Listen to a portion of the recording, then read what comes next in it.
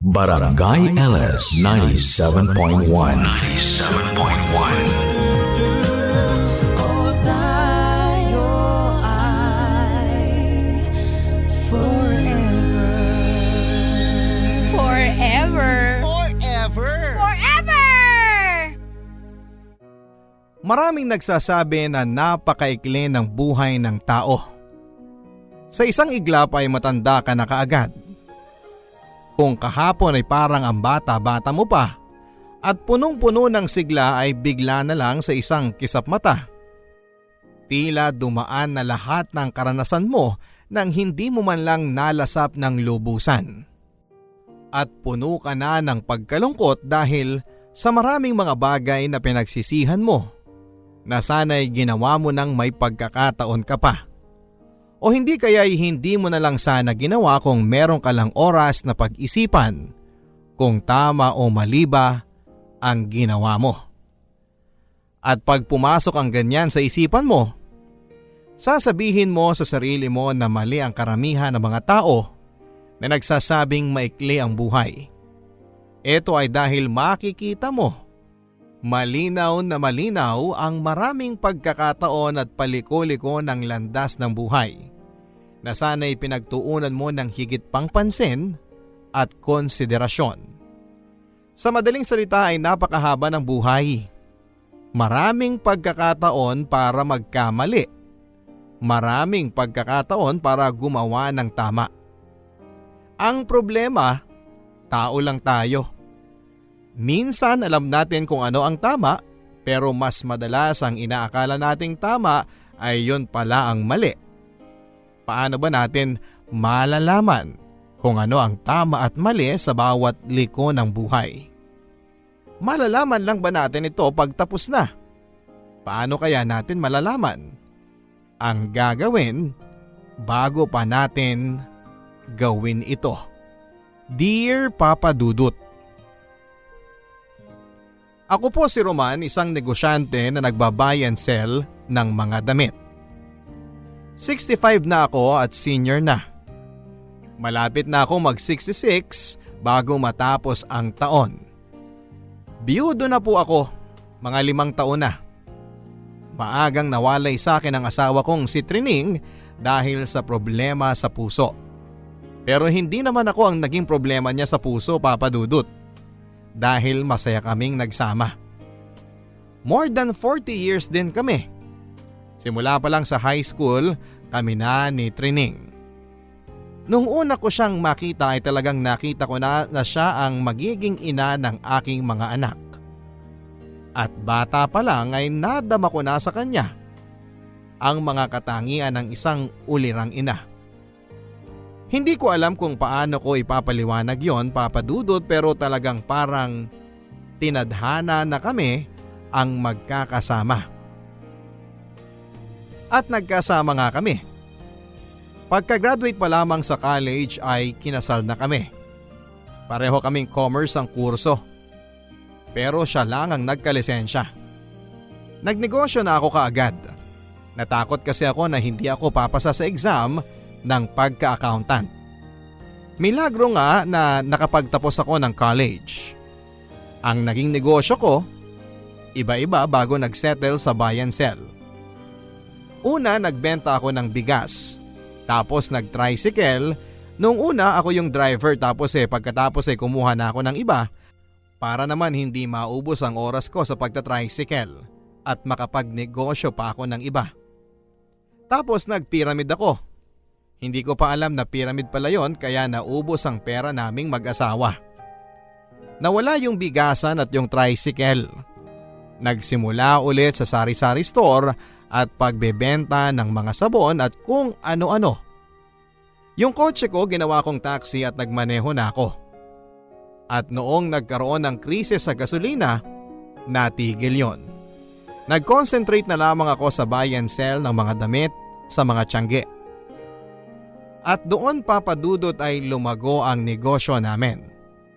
Sa ngayon ay meron na kaming car wash at pinapaupahan na 2 taxi at 2 FX o yung tinatawag na UV Express. Sa buong panahon na yon ay tumira kami sa maliit na apartment na 1 kwarto lamang. Naglipat-lipat kami hanggang sa makabili kami ng sariling bahay na kakatapos ko lang bayaran. Doon na lumaki ang 4 naming mga anak. Oo, Papa Dudut, naka-4 kami. Mga lalaki ang panganay at bunso namin. Maayos naman. Puro public school kasi at laking public school din ako. Naniniwala naman ako na maganda ang public school dito sa amin sa Novaliches. At nakapagtapos naman sila lahat ng college. Ginapang talaga namin na mag-asawa ang pag-aaral nila. Ang mga tuition at ano pang bayarin noong college ay dinaan sa mga utang at doble-dobleng kayod. Pero nairaos namin. Kaya naman masasabi kong naging maayos naman ang buhay naming mag-asawa. Mahal ko ang pamilya ko, Papa Dudut, at sa tingin ko naman ay dapat nilang respetuhin ang pinagdaanan ko para itaguyod sila. Pero minsan talaga, ang isa o ilang pagkakamali ay napakalaki ng epekto. Hindi lang sa buhay natin, pero pati na rin sa pakikitungo sa atin ng mga taong minamahal natin. Masaya kami noon, Papa Dudut, noong nabubuhay pa ang asawa kong si Trining. May mga pagsubok at nalampasan naman. Pero hindi ko akalaing ganon ang magiging mga pangyayari. Happy birthday to you. Happy birthday to you. Happy birthday, Mommy Trining. Happy birthday to you. Happy birthday, Mommy Trining! Thank you. Talagang pinatataba ninyo ang puso ko. Maraming salamat sa pag-alala ninyo. Speech! Speech na! Ay naku, speech talaga? Ano ako, senador? Hindi, Mami. President ka. Oo nga, at busy lang si Daddy. Actually, senator lang si Dad. Senator? Hindi Binoto ng tao yun eh. Ang tatay ni hindi congressman o konsehal. Ano si Daddy kung ganun? Siya yung head ng Bureau of Corrections. Ano? Siya yung in charge sa mga preso sa Bilibid, no? Teka. Paano naman ako naging in charge sa mga preso? Alam ko na. Kasi kami yung mga preso. At kayo ang nagsasabi kung sino ang makakaalis sa bahay at hindi. Mabihira. Lagi na lang akong alaskado sa inyo Oy, tama na yan. Sobra naman kayong magbiro sa daddy ninyo. Ganyan talaga, Ma. Pag ang tao may kapangyarihan, dapat asar talo sa taong bayan. Pero paano ako? Sabi ninyo presidente ako. Paano naman ako? Ma, kayo ang pinaka-popular na presidente. Wala na pong tatalo sa inyo. Mahal na mahal namin kayo, Ma. Seriously. Ma, talaga naman kayong ilaw ng tahanan natin. Kaya presidente, inspiring kayo para sa amin. At sana kaming lahat maging kasing buting magulang tulad nyo. Tama si Kuya, Ma. Sana maging katulad niyo ko. Sinisikap ko ngang gawin lahat ng mga ginagawa niyo noon na pagpapalaki sa amin. Ginagawa ko na yun ngayon sa mga anak ko. Tama si Ate Ma. Wala kami ngayon kung hindi dahil sa paghihirap ninyo at sa pagmamahal ninyo. Uy, sandali lang. Bakit ako lang ang nagpalaki sa inyo? Bigyan nyo naman ng credit ang tatay ninyo, no? Ha? Si tatay? Sino? Si Tatay! Oo nga pala. Si tatay. Uy, Dad! Nandyan ka pala? Dad, kunin mo na yung bill. At bayaran mo na rin. Sige kayo, ikukulong ko kayong lahat ulit sa bahay. Tawagan na ninyo mga asawa at anak ninyo kasi matagal kayong hindi magkikita-kita. At uunahin kita, Gerald, kasi panganay ka. Hindi Si Daddy okay naman yan. Na-appreciate ka naman namin, Dad. Kahit papano. Lalo na pag kailangan ng pera. Pero sa totoo lang, Dad, O bakit? Ano yon? hindi mo naman birthday ngayon eh. So lahat ng tribute namin, kay Mami muna, okay? Trining, paano ba naging mga komedyante itong mga anak natin? At bakit ako lagi ang tinatarget? Buti nang ikaw, Dad. Anong gusto mong gawin namin? Asarin namin si Mami.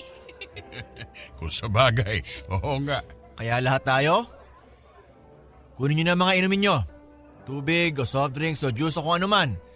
Dahil I propose a toast para sa nag-iisa naming Mami. Ang pinakamaganda, magaling, matalino, at mapagmahal na tao sa buong mundo. Happy birthday, Ma! Happy birthday!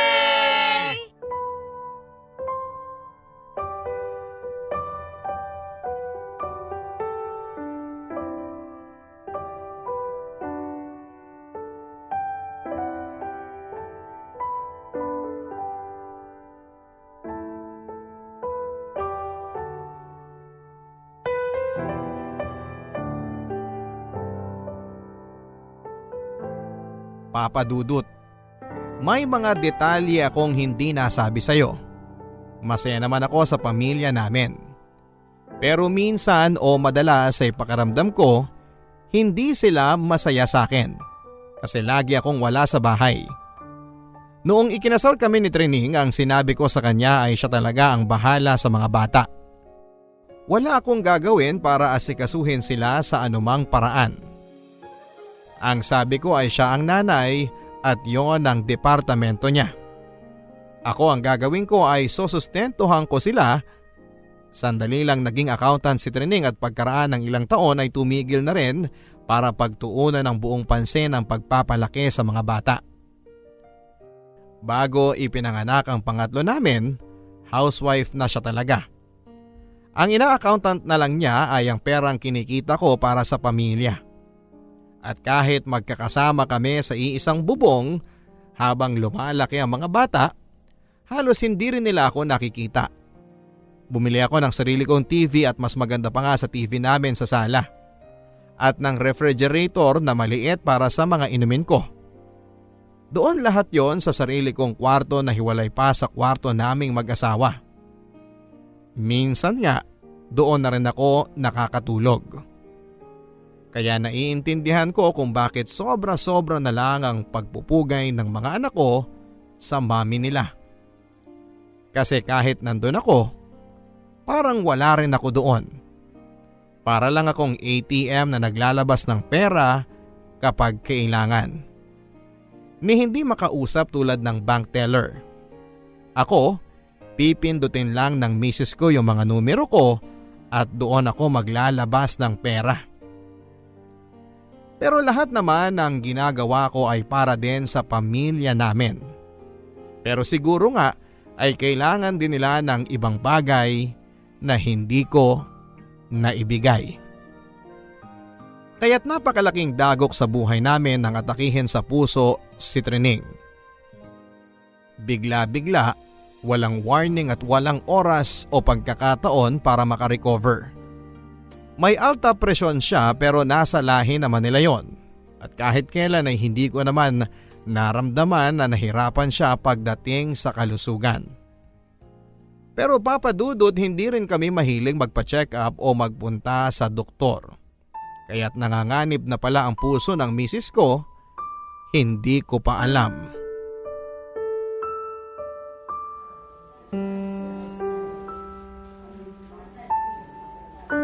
Massive yung heart attack niya. DOA na siya pagdating dito sa ospital. Sinubukan namin na... Hindi nyo ba sinubukang i-resuscitate? Yun nga yung sinasabi ko. More than 10 minutes namin ginawa yon. Wala na talaga. I'm sorry. Nahirapan ba siya, Doc? Nahirapan siya, oo. Mag-isa lang ba siya sa bahay? Opo. Byuda na ba siya? Hindi po. Hiwalay? Hindi po, Doc. Nasaan ang asawa niya, ang daddy ninyo? Linggo ngayon, tanghaling tapat ng mangyari. I'm sorry but I have to ask. Nasaan ang daddy niyo ng panahon na yon? Nasa Tiangge po siya. Meron po kasi siyang stall sa Sunday market yan sa Quezon City. Buti nakarating kayo agad dito. Tuwing Sunday naman po nagkikita-kita kami. Minsan kumpleto kaming 4 na anak. Minsan po hindi. Ngayon nagkataon na libre kaming magkakapatid. Tumatawag ako kay Mami pero di niya sinasagot yung phone niya. Kaya kinabahan na ako noon. Bakit, Dok? Kung may kasama ba siya kanina, baka buhay pa siya ngayon. Sigurado yon. Kasi kung nadala siya agad, naagapan natin yung atake. Kasi sabi ng medic, base sa posisyon niya sa bahay ninyo at sa mga gamit niya, nakagapang pa siya sa sahig papuntang telepono. Ilang minuto rin siguro yon. Kung may kasama siya, nadala na sana siya sa ospital. Alam ba ng daddy ninyo? Dok, ano nangyari? Nakuha ko message sa mga bata. Pero sabi nila dumiretso ako dito sa ospital. Sir, kumalma lang po muna kayo. Dok, sabihin mo na, please. Inatake siya sa puso. Wala na po ang misis ninyo. Hindi. Please, Dok, totoo ba yan? Hindi pa siya inaatake buong buhay niya. Bakit mangyayari yun? Hindi naman lahat ng inaatake na mamatay kagad, hindi po ba? Ginawa po namin ang lahat. Condolences po, sir. Gerald, Sanya, Romel, Pam, buti nandito kayo. Pero sana nandala niyo kagad ang mama ninyo sa ospital. Akala ko magkikita-kita kayo. Nasaan ba kayo? Dad, yun din ang tanong namin sa inyo. At hindi lang ngayon, Dad. Halos buong buhay ko nang gustong itanong sa'yo yun. Nasaan ka ba? Dad, habang iniisip mo yung sagot mo, doon muna kami kay Mami ha. At kung pwede lang, huwag ka muna sumunod. Hindi ko naman alam na mangyayari ito. Hindi ko rin po alam. Hindi ko rin alam kung anong nararamdaman ko para sa inyo ngayon, Dad.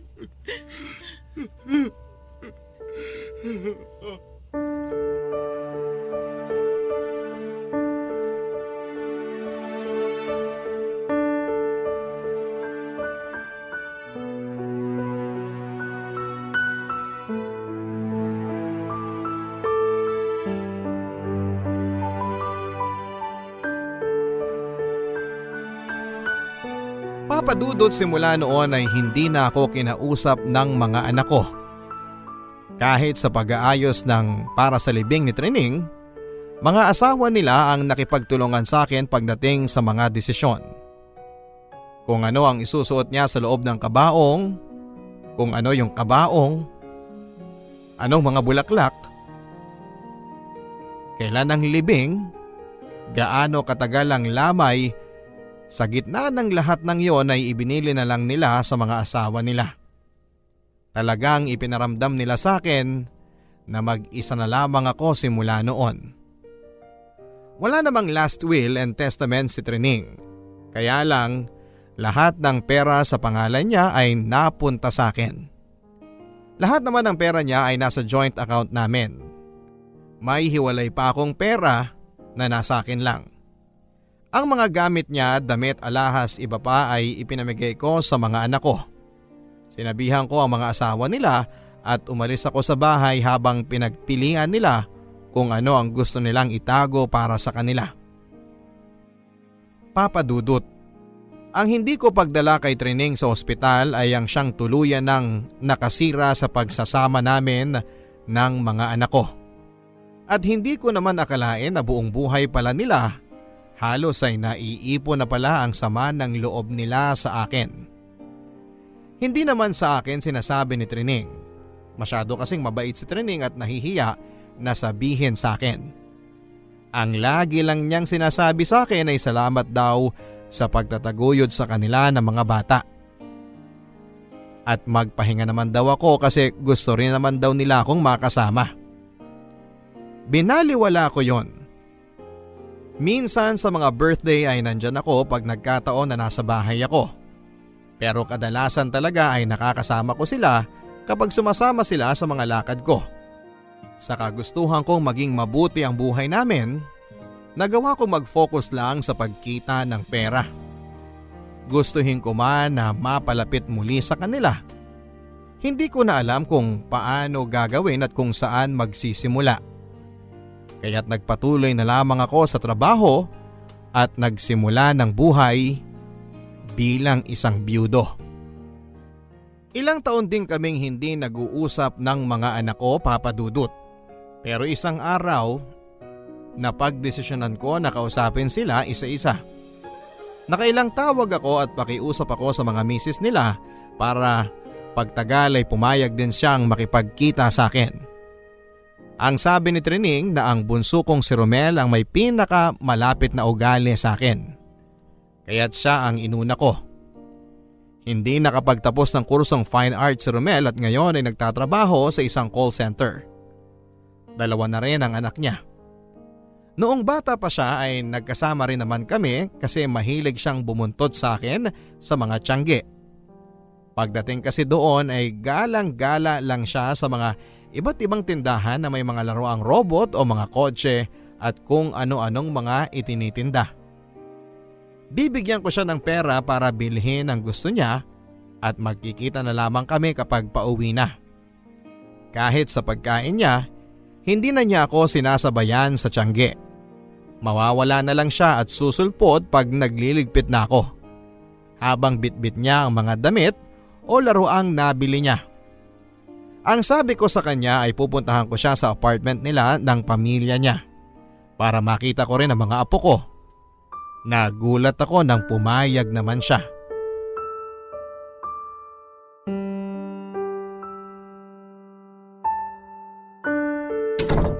Salamat anak at pumayag ka na magpunta ako dito. Sige lang, Dad. Idea ni Mrs. na pumayag ako.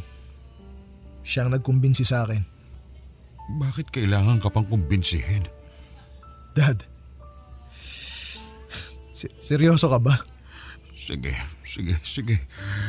Alam ko naman na hindi na ninyo ako mapapatawad sa pagkamatay ng mami ninyo. Buti alam nyo. Pero tatay mo pa rin ako, Romel. Kahit na gusto mong kalimutan na yon at ibaon sa nakaraan, hindi mo maitatanggi ang katotohanan na ako ang ama mo. Yun nga yung masakit dun, Dad eh.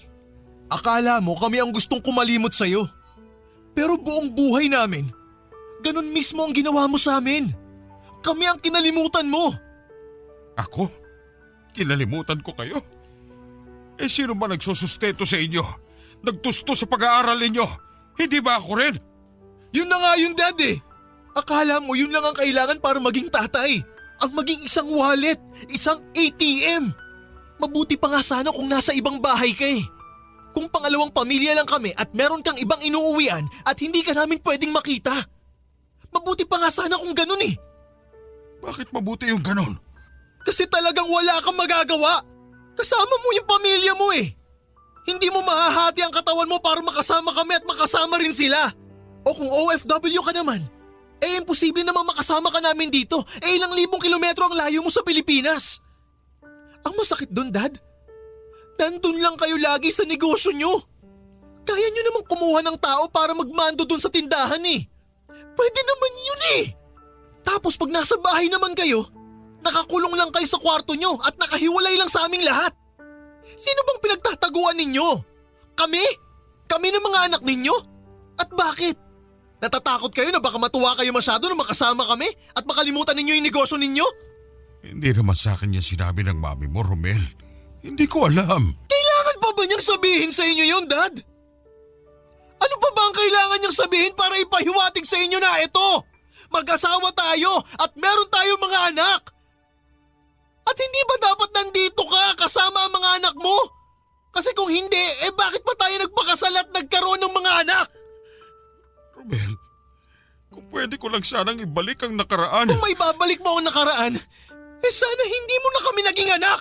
Sobra naman yan, Romel. Sobra talaga, Dad. Sobrang daming taon na wala kang alam. Walang inalam at walang pakialam. Wala na dito ang mami mo. Tayo-tayo na lang nandito. Mag-aahoy pa ba tayo? Dad, tama ka. Tayo-tayo na lang. Ito nga. Tignan nyo. Wala pang 5 minuto tayo na magkasama. Biruin niyo sa loob ng ilang taon? Ngayon ko lang kayo nakasama na tayong dalawa lang at nag-uusap. Tapos sa loob ng 5 minuto na to, nag-aaway pa tayo. Romel, At sa loob ng 5 minuto, gusto na kitang patayin! Kasi pag nakikita ko kayo, ang pumapasok lang sa isip ko ay yung nanay ko na nakahandusay sa bahay na mag-isa. Namatay! Dahil nag-iisa lang siya at walang kasama! Wala kayo doon, Dad! Kung nandun lang kayo, dapat buhay ba yung nanay ko? tawarin mo ko, anak. Buti pa yan nasa kabaong sa! Mukha siyang anghel na natutulog lang! Romel, Ah! araw-araw pinagsisisihan ko ang ginawa ko na yon. Dapat talaga hindi ko siya iniwan na mag-isa. Ang gusto ko lang naman mangyari, at sigurado ko ang gustuhan din yun ng mami mo, ay mabuhay ulit natin ang pagsasama natin bilang mag-ama. Wala naman tayong naging pagsasama, Daddy. Kahit kailan. Hindi ba dati sumasama ka sa akin sa Tiangge? Naalala mo pa ba yon? Hindi na ako batang masusulsulan mo ng konting laruan at pagkain, Dad. Tatay na rin ako ngayon. At walang samahan na pwede pa nating buhayin pa. Kung patay na si Mami. Romel, ang mga apo ko gusto kong makita. Wala sila rito. Hinatid ko sila sa biyenan ko. Kasi alam ko na darating ka. Kaya sige na, Dad. Siguro, Dad, mas mabuti pa na umalis na lang kayo. Pasensya na pero hindi ko kayo maihahatid sa gate.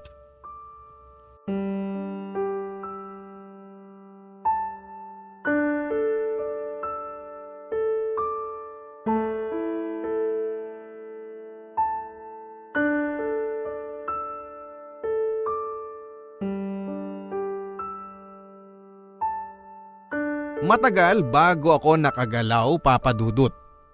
Parang hindi ako makaalis sa upuan ko sa bigat ng pakiramdam ko. Dapat sana inatake na rin ako sa puso. Dapat sana namatay na rin ako doon sa bahay ni Romel. O bago pa noong nabubuhay pa si Treneng, kung namatay ako noon o nagkasakit, siguro may pagkakataon pa na madama ko na may malulungkot kapag nawala ako. Ayoko na sanang ituloy pero kailangan kong kausapin silang lahat. Pagkatapos ni Romel ay nakipagtagpo ako kay Pamela at kay Sanya. Siguro ay ayaw nilang harapin ako ng mag-isa lamang kaya't nagsama sila. Ang gusto nila ay sa publikong lugar.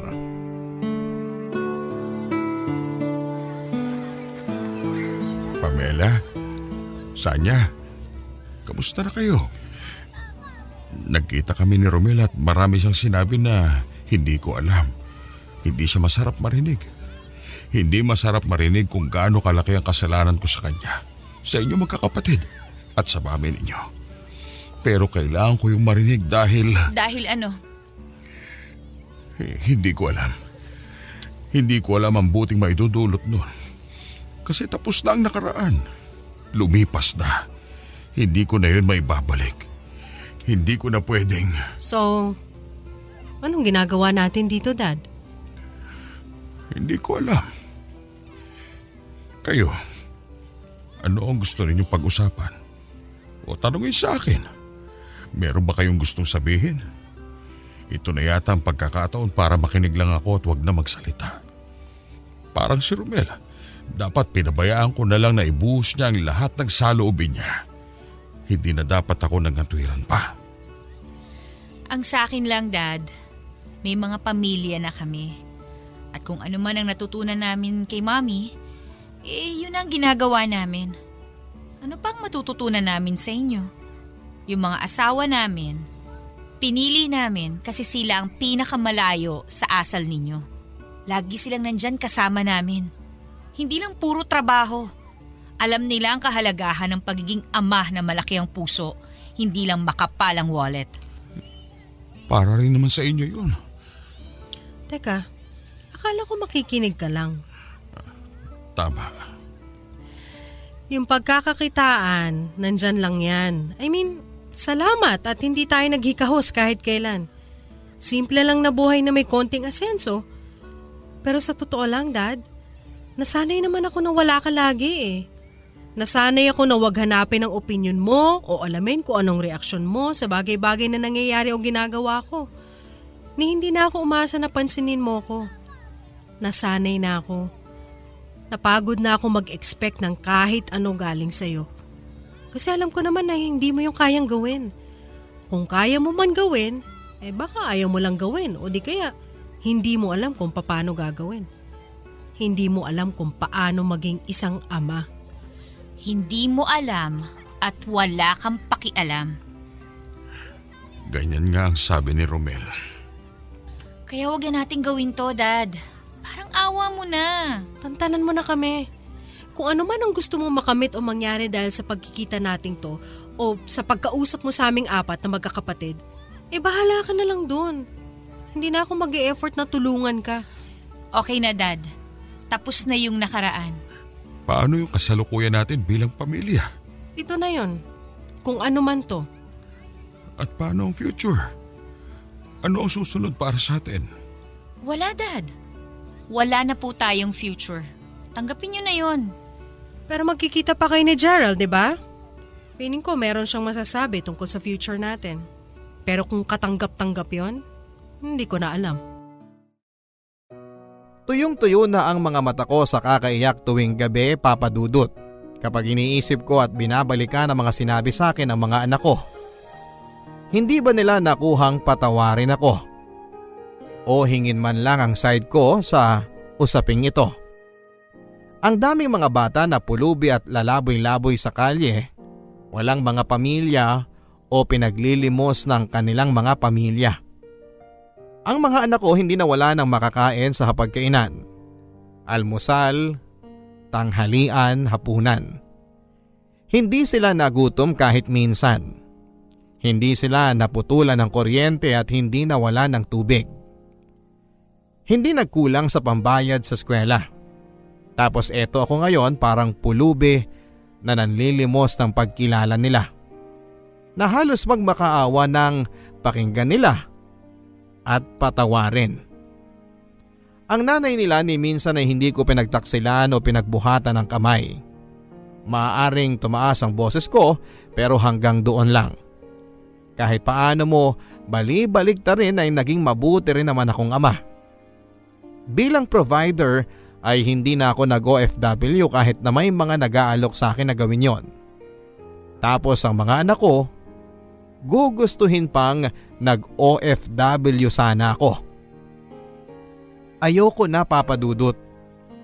Alam ko, masamang marinig sa isang ama pero ang kakapal ng mukha ng mga anak ko.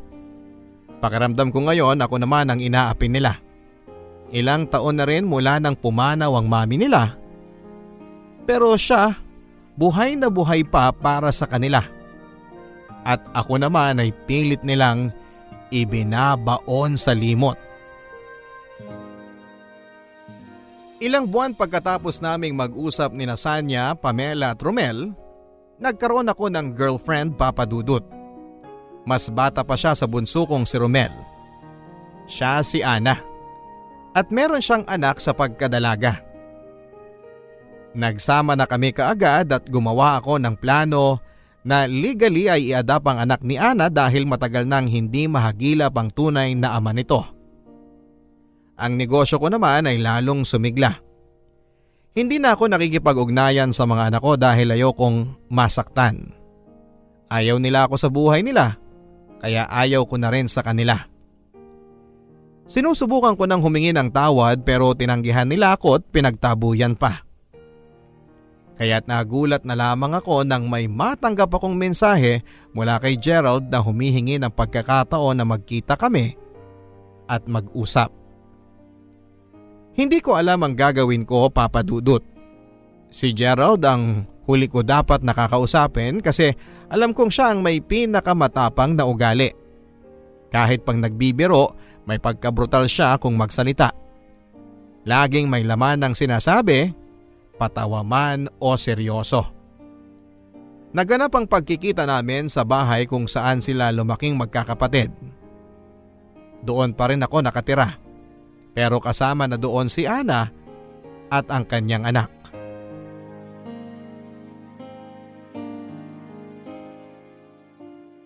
Dad, Gerald, Romel, Sanya, Pamela, nagulat naman ako sa inyo. kumusta Dad? Medyo nagtaka ako sa iyo Bakit naman? Kasi tong tatlo kinausap mo. Nag-one-on-one ka sa kanila. Sina Pamela at Sanya, sabay akong kinausap. Oo, sige. Pero ang punto doon, nakipagkita ka sa kanila. Bakit sa akin hindi? Panganay mo ako, di ba? Baka nakakalimutan mo na yun. Sabi naman ni Romel, marami na ako nakakalimutan o kinakalimutan. Oo nga, may point siya. Agree ako doon. Parang ulyanin ka na o uulyanin, kumbaga. Anong ibig sabihin nun? Mala-mala. Hindi na kita kinausap kasi... Anyway, buti na rin na nabanggit yung pagiging ulyanin mo. Ha? Bilang mga anak mo, nagkonsulta kami sa abogado. Para saan? Ang mami kasi hindi nag-iwan ng last will. Last will? Alam mo yun, Dad. Last will. Testamento. Kaya pagkamatay niya, hindi natin alam kung saan pupunta yung ari-arian niya. Sa'yo lahat napunta. Natural kasi akong asawa niya . Tama. Matalino ka rin, ano? Buti naalala mo yun. Hindi ko gusto yung pananalita mo, Gerald. Gusto namin gumawa ka ng last will and testament. Ano? Gusto namin gumawa ka ng last will and testament. Malinaw na ba yon? Bakit? Anong gusto niyo malaman? Kung saan mapupunta yung mga ari-arian ko? Natural. Kanino ba dapat yun mapunta? Di sa amin. Sandali lang. Dahil buong buhay namin, pera lang ang binigay niyo sa amin. Ngayon, gusto naming siguraduhin na ang pera ninyo mapupunta sa amin. Paano nangyari yun? Buong buhay namin, pera lang ang pinagtutuunan nyo ng pansin. Lumaki ang negosyo nyo dahil hindi nyo kailangang intindihin kami. Dahil kung inintindi nyo kami, hindi lalago ang negosyo nyo ng ganyan. Sa madaling salita, Dad, tinulungan namin kayong palakihin ang pera ninyo. At may karapatan kami dyan. Pero bakit naman ninyo inisip na hindi ko gagawin yun? Na hindi ko kayo pamamanahan pagkamatay ko? Bakit? Ikaw ba sigurado ka bang gagawin mo yon, Dad? Pamamanahan mo kami? Gumawa ka na ba ng testamento? Kailangan na ba akong gumawa ng testamento? Matanda ka na, Dad. Kung kami mga anak mo, kinalimutan mo ng ilang taon noon, hindi kami makakasiguro na magagawa mo yung dapat gawin sa testamento para panagutan ang pag-iwan ng naipon mo sa aming mga anak mo. Malamang pati yun kalimutan mo na rin kasi... Kasi ano, Gerald? Kasi alam na namin. Alamang ano? Na may kinakasama ka na. At meron siyang anak.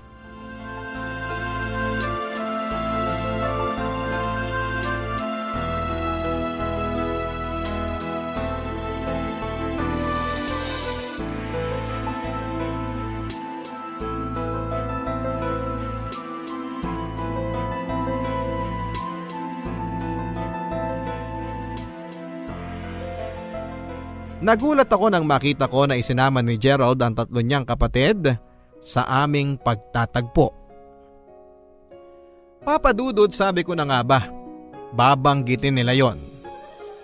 Nung una pa lang na nagsalita si Gerald tungkol sa testamento ay alam ko naman kung ano ang ibig sabihin niya.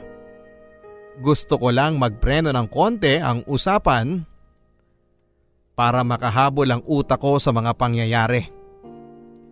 Hindi ko akalain na gagawin nila ito. Naipilit na ipangalan sa kanila ang mga negosyo o ilagay sa kontrata na sila lang ang makakakuha ng lahat ng salapi ko. Gusto kong sabihin na hindi ito ang mga tipong tao na pinalaki ko bilang mga anak. Pero kung tutuusin ay hindi ko nga sila talaga pinalaki. Si Trening ang nagpalaki sa kanila. Pero ganito na ba sila kabrutal noon? Ako ba ang may kagagawan nito? Ganon ba kalaki ang kasalanan ko bilang ama na nagtaguyod ng kanyang pamilya? Kung nagbago ang paningin ko sa sarili ko, nang isipin kong naging mabuti rin naman akong ama kahit na kulang ako sa pag-aaruga at pakikitungo sa mga anak ko. Ngayon naman ay nagbago na ang tingin ko sa mga anak ko. Hindi sila mababait. Wala sa kanila ang kabaitang naramdaman ko sa maraming taon na pagsasama namin ni Trining. Kung nandito si Trining ay hindi siya papayag na lapastanganin ako ng aming mga anak. Hindi siya papayag na insultuhin ako at bilangan lang sa sentimot piso ang kontribusyon ko sa pamilya namin. Hindi na ako nakatiis, Papa Dudut. Hindi na ako nagpatumpik-tumpik pa.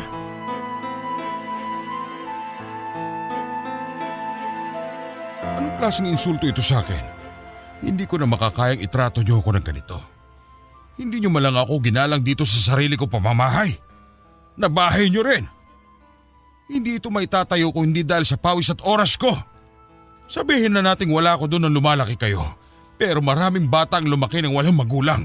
Walang matutulugan, walang pagkain, walang edukasyon, damit, sasakyan at mga pribilehiyong inaangkin ninyo na basta-basta lang. Drama nyo naman, Dad. Drama kung drama dahil hindi na ito nakakatawa. Humingi na ako ng tawad sa inyo. Umiyak na ako sa harap ninyo. Hindi ako nakipag-ugnayan dahil yun ang gusto ninyong gawin ko. Pero ito ang pinakamalaking insulto ninyo sa pagkatao ko. At pinagtutulog-tulungan pa ninyo ako. Ano bang gusto nyo? Ha? Bakit ba kasi kayo kumuha ng bagong babae? At may anak pa? Ipinapamukha mo ba sa amin na itong bagong pamilya mo na to, mamahalin mo ng sobra-sobra? Para ano? Para makita namin yung hindi mo binigay sa amin noon? Na ibibigay mo sa kanila ang pagiging mabuting asawa at ama na hindi mo kayang ibigay sa amin noon? Pwes, hindi kami papayag. Kung gusto mo ibigay sa kanila yun, edi ibigay mo. Pero ang negosyong pinalaki mo dahil kinalimutan mo kami, sa amin dapat yon. Hindi nila pwedeng kunin ang ipinundar mo habang lumalaki kami na halos walang ama. Tignan nyo nga kung paano kayo magsasalita. Hindi ba ako nalungkot at naulila na mawala yung mami nyo? Sa tingin nyo, hindi rin ako nalungkot. Ang mami ninyo ang buhay ko. Siya ang dahilan ko para magpatuloy sa pamumuhay. Para magkaroon siya at kayo ng tahimik na buhay na hindi puno ng pagkukulang. Parang gusto ko na magpakamatay at sumunod sa kanya na mawala siya. Sa tingin nyo ba iniisip ko pa mga kasalanan ko sa inyo? Siyempre, iniisip ko kasi tayo na lang ang nandito. Wala na ang mami ninyo. Tayo na nga lang ang iniwan tapos tayo pa mag-aaway-away. Dad, lahat tayo nasaktan. Pero marami doon kasalanan nyo. Sige, kasalanan ko. Sige, kung makakatulong sa'yo para makatulog sa gabi, Gerald. Sige, inaako ko na yon. Kasalanan ko na namatay siya. Kasalanan ko na namatay ang pamilya natin at ang anumang respeto ninyo at pagmamahal para sa akin kung meron man. Sige, sa akin na yon. Kunin nyo na. Kunin nyo na rin yung testamento ninyo at ilibing nyo na rin. Ano? Lahat ng naibigay ko sa inyo, naibigay ko na. Wala na kayong makukuha sa akin. Magsilayas kayo.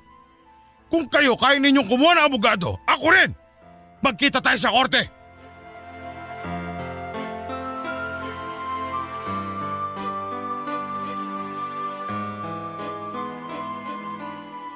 Kailangan ko na silang paalisin, Papa Dudut. Kasi kahit ako ay feeling ko ay aatakihin na rin ako sa puso. Ang sabi nga ni Ana ay parang yumayanig daw ang mga pader ng kwarto.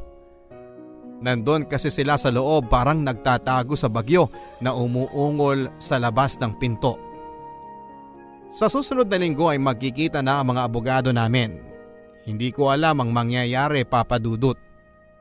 Humingi ako ng tulong kung paano mare-resolve ito. Mga anak ko sila pero tila ayaw nila akong maging ama. Kung ano ako noon sa paningin nila. Isang wallet, isang ATM na nanganganak ng pera. Ganon pa rin ang tingin nila sa akin ngayon. Isang kaban na nandito lang para dukutan nila. Papa Dudut, Naalala ko tuloy yung isa sa mga usapan namin ni Trining noong nagsisimula pa lang ang pamilya namin. Puno ng pag-asa para sa kinabukasan at pagmamahal para sa isa't isa. Saan kami nagkamali, Papa Dudut?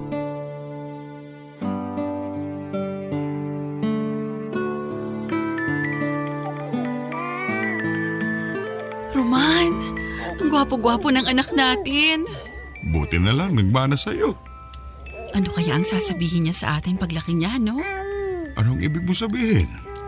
Ewan ko. Matutuwa kaya siya sa atin? Mamahalin kaya niya tayo tulad ng pagkasobrang in love natin sa kanya? Sana. Sana? Malamang matutuwa siya sa'yo. Siyempre, nagpapadede ka eh. Ito naman. Pero, Olga, bakit hindi siya matutuwa sa'yo?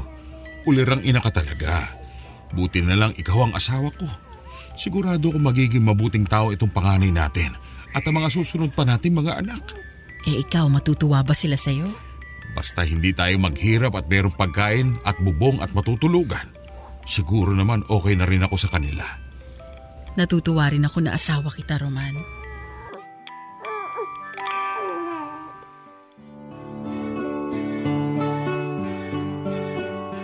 Papa Dudut, parang ang saya-saya pa ng buhay noon. Saan ba kami nagkamali? Saan ba ako nagkamali? Kung pwede kong daanan lahat ng pinagdaanan ko at ulitin muli ay gagawin ko talaga. Pero eto ngayon, ang mga sanggol na nanggaling sa aming mag-asawa ang humuhusga sa akin ngayon at tinitimbang ako. At sinasabi na nagkulang ako talaga. Ano na ang gagawin ko, Papa Dudut? May magagawa pa ba ako? Nagdadalamhati ang inyong kapuso at kabarangay, Roman ng Valencia, Dumaguete. Maraming salamat, Roman, sa pagbabahagi mo ng iyong barangay love stories. Pambihirang mga katangian ng isang ama ang ipinakita mo sa pagtataguyod pinansyal sa iyong mga anak. Ginampanan mo ang isa sa mga pinakamahirap na katungkulan ng isang nagpapamilya. Pero gusto ko pong sabihin sa mga bagong ama na nakikinig ngayon na hindi lang sa pinansyal na aspeto ang tungkulin mo bilang isang padre de pamilya. Kasama dito, mga kapuso, ang pagbibigay ng tamang oras sa iyong asawa at sa iyong mga anak. Oo, naiintindihan ko na nakakapagod madalas ang pagiging haligi ng tahanan, pero hindi ito dapat maging sagabal para mas maramdaman nila ang presensya ng isang ama na hindi lang pera-pera lang. Samantala, sa mga anak na nakikinig ngayon, may katungkulan kang mahalin, unawain ang iyong magulang. Mas magandang tumanda kayo na may pinagkatandaan na hindi mo dapat pinakikita sa iyong anak ang ginagawa mong pagtitiis sa sarili mong magulang. Hanggang sa muli, mga kapuso, ako po si Papa Dudut sa mga kwento ng pag-ibig, buhay at pag-asa dito sa Barangay Love Stories. Forever.